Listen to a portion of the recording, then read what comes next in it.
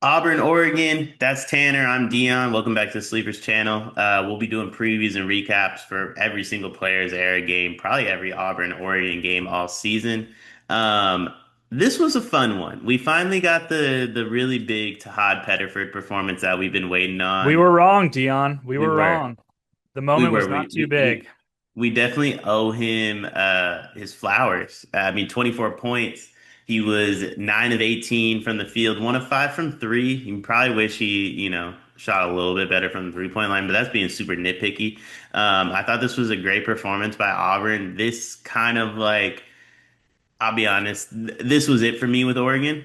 I think I'm out. Like I, Sure. I think I'm out. Like I thought this was a very winnable game, even as it played out. Todd Pettiford gives you 24 points, which I think is probably going to be, if not the best Todd Pettiford performance of the year, one of them. And you get 1 of 11 from three from Jackson Shelstad. You get 2 of 11 from the field from Nate Biddle.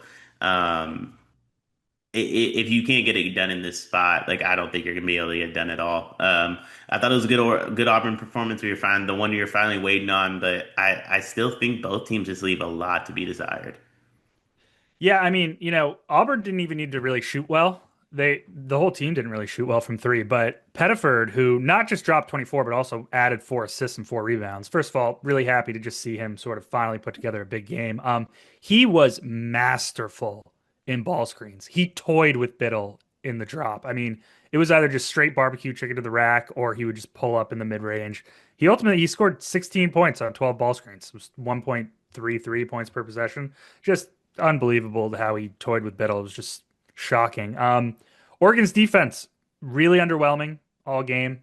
Auburn didn't shoot well from beyond the arc again, but they drew 23 free throws, shot 60% inside the arc. Even when Altman switched to like his matchup zone look, Ducks still couldn't stop Pettiford and Auburn. Auburn scored looked like 13 points in 10 zone possessions. Big that Keyshawn Hall played, continued his hot streak, another 18 points. Yeah, I mean for the Ducks, Biddle and Shelstad can't go 2 for 15 from deep. You just can't. Biddle was brutal on both ends of the court. He was 1 for 7 inside the arc, Yeah. posted up 4 times. He didn't score once. He got fouled on one of them, but Oporum really bodied him in those one-on-one matchups. I continue to be impressed with Auburn's young big men. At least Shelstad, he dropped 8 dimes at least, and I was happy to see Simpkins have a big game. I think he's a very important shooter for the Ducks, like a guy who can give you 20 when Shelstad and Biddle are not performing at their level. But Auburn really they owned the rim and physicality battle, won the points in the paint battle like 38 to 24, 16 second chance points. Oregon won the rebounding battle, but that's kind of baked into Auburn's aggressive scheme. They play extended, so it leaves them vulnerable on the boards. But Oregon got nothing in the pick and roll game. 11 points on 20 ball screens, and Simpkins turned it over 7 times. So, I mean, for Oregon, if Shellstad and Bill are going to continue to put up offensive duds like that, you're just not going to win many games. I mean, the offense now ranks 270th nationally in effective field goal percentage, 280th in turnover rate. The spacing's been bad, have not been enough open jumpers, and the defense didn't step up here. For Auburn, I mean, if they make a few more threes, they probably win this game by more. Aside from that overtime game against Bethune-Cookman, I think you have to be really happy if you're an Auburn fan. I mean, the offense is cooking. This was a pretty solid defensive effort. Yeah. And their two biggest games so far, neutral court win over Oregon, semi-home 1 point loss to Houston. It's a good season so far, a good first month for Stephen Pearl. Yeah, I think all things considered, I mean, if you factor in the way to Hod's played too, right? Yeah, It's a really, really good first month if you're Stephen Pearl, if you factor that portion into it. I feel like he's exceeded expectations as a coach. Maybe the team has sure. like undersold on their expectations, I guess you could say. But I mean, he's been better than expected. Bruce Pearl again, just add every Auburn game.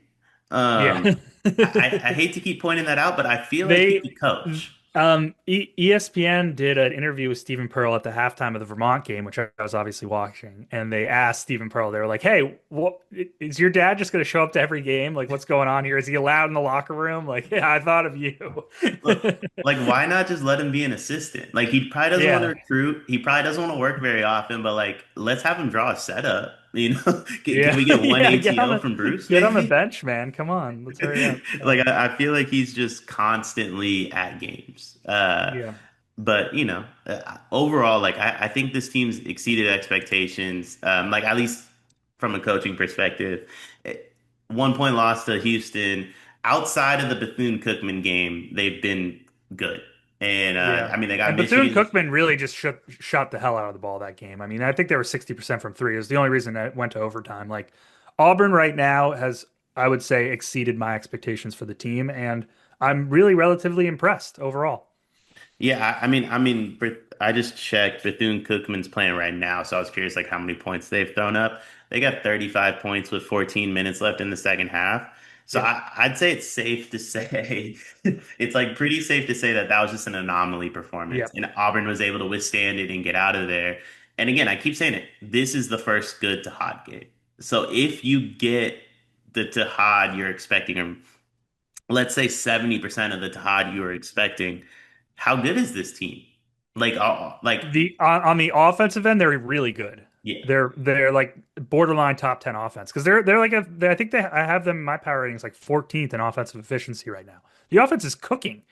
And so, yeah, you get more of the Pettiford where like today in ball screens or yesterday in ball screens was just masterful. You get more of that.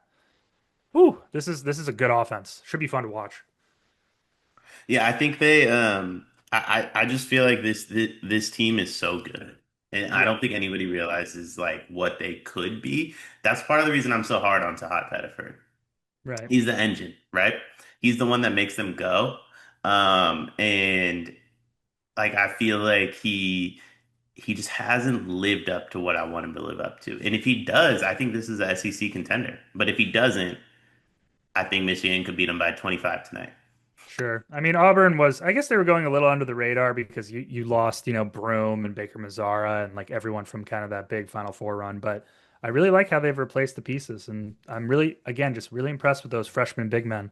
So, yeah, excited to watch this team more. Me too. I thought they looked good. Getting back into Oregon a little bit.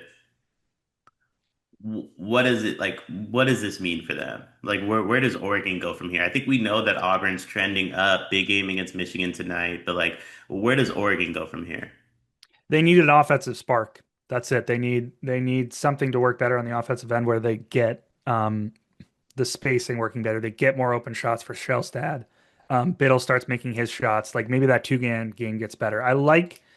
Look, the one positive I will say is Simpkins putting up a 20-point game because so important for him. He is a guy who can shoot the hell out of the ball and really carry the team in the offensive end when Biddle and Shellstad are um, not, at their peak. But today they were at, I mean, one of the worst performances from both of them. They need. I'm sure Dana Altman will align his Rubik's cubes. They tend to get better as the season goes on. But they need to find something on the offensive end. And I don't know. I'm a little worried about the drop defense. If Biddle's gonna play like that, like he did yesterday against Pettiford and drop was disgusting. So yeah, there are question marks, big question marks for Oregon. This was a weird performance. I think every Oregon performance is weird at this point. Mm, yeah. And the biggest difference between Oregon and Auburn is I think Auburn has a team that can pick up to Todd Pettiford when he's down, as we've seen. Jackson Shelstad hasn't been like amazing either, and Mm. like this was a rough performance too. Oregon doesn't have other dudes to pick Shelstad and Biddle up. So when you don't get really good Shelstad and Biddle performances, you lose to an Auburn team. And I think that it's one of those situations where like I think this was kind of a season defining game for both these teams. Yep. Winner, I was probably going to be like, okay, they can turn it around. Loser, I was probably always going to be like, well, this might be it. Because I feel like both these teams came into the game, same exact scenario. Your best players haven't lived up to expectations the way you wanted. You've somehow survived. Can this be the moment that turns it around for you? And Auburn did just that, and Oregon did the Did the complete opposite. opposite. Yes. Yes, the complete opposite.